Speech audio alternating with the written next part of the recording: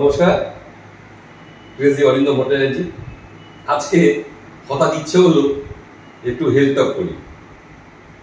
আসলে কি মানে এই বালাজি হেলথ কেয়ারের সঙ্গে যুক্ত হওয়ার যুক্ত হয়ে আছি বেশ কিছুদিন ধরে। তো দেখছি যে সুগারের রোগীর সংখ্যা এত বৃদ্ধি পাচ্ছে যে মানে মানুষ জানেই না, পেশেন্ট জানেই না যে তার সুগার আছে।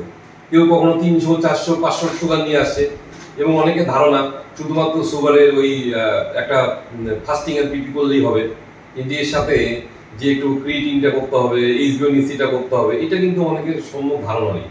এবং সুগার হচ্ছে একটা সাইলেন্ট কিলার, আস্তে আস্তে হার্ট, কিডনি, চোখকে কিন্তু নষ্ট করে। এবং আমি প্রচুর পেশেন্টকে দেখছি তারা কিন্তু সুগারের জন্য এই 3টা রোগে আক্রান্ত হচ্ছে। আমি অনেককেই জানি যারা আপনার ক্রনিক কিডনি ডিজিজ আক্রান্ত due to sugar.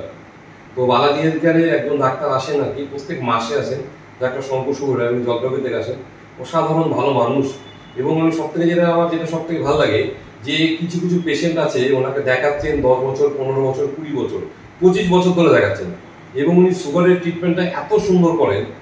R sir একটা কথা বলি, সেটা হচ্ছে সুগারের কিন্তু মানে একটা সুগার কিন্তু নিয়ন্ত্রণে থাকে, আর একটা সুগার হচ্ছে নিয়ন্ত্রণে থাকে না, যে বাড়ে কমে।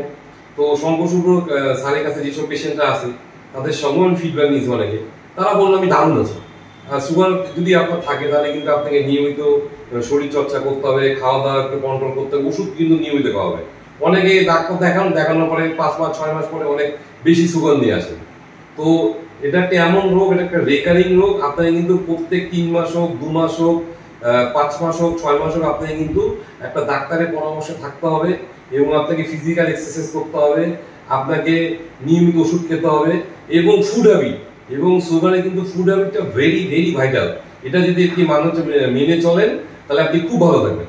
আপনাকে যদি কেউ জিজ্ঞাসা করে যে আপনার সুগার আছে, আমারও সুগার আছে, আমি কিন্তু স্যারের আন্ডারেই আছি এবং যথেষ্ট ভালোই আছি। হ্যাঁ, তো ঘটনা হচ্ছে আবার অনেকে আমাকে বলে যে আরে বস আমার সুগার হয়ে গেছে। আমি বলি শোনো, যদি টাকা পয়সা থাকে তাহলে সুগার হবে, মানে তোমার টেনশন যেমন থাকবে, টেনশন যদি না থাকে তোমার পেনশন হবে না। তো এই জন্য সুগার একটা কমন রোগ, কিন্তু খুব সাইলেন্ট কিলার। খুব সাবধানে থাকবেন। যদি আমার ইউটিউব চ্যানেলটা ভালো লাগে তাহলে শেয়ার করবেন। নমস্কার।